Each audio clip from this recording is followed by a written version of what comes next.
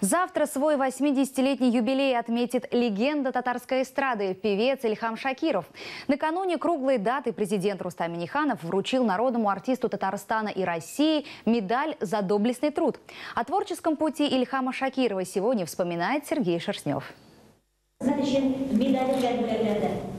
Народный артист России, народный артист Татарстана, лауреат госпремии имени Тукая – это далеко не все звания и регалии, которыми был удостоен за свою долгую творческую карьеру соловей татарской эстрады Ильхам Шакиров. Помимо медали, артист сегодня также получил из рук президента ключи от автомобиля Ford Mondeo.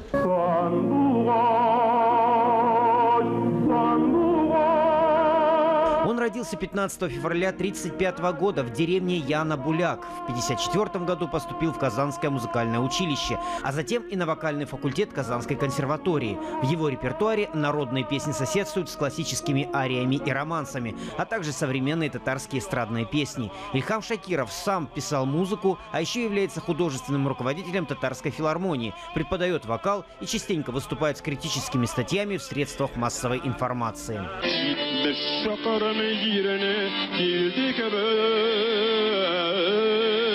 И хотя свой официальный прощальный концерт Ильхам Абый дал 15 февраля 2010 года, он еще обязательно споет. Завтра в театре имени Камала состоится его юбилейный концерт для местной публики. А 13 марта в Москве в Государственном Кремлевском дворце на большой концерт соберутся поклонники его таланта со всей страны.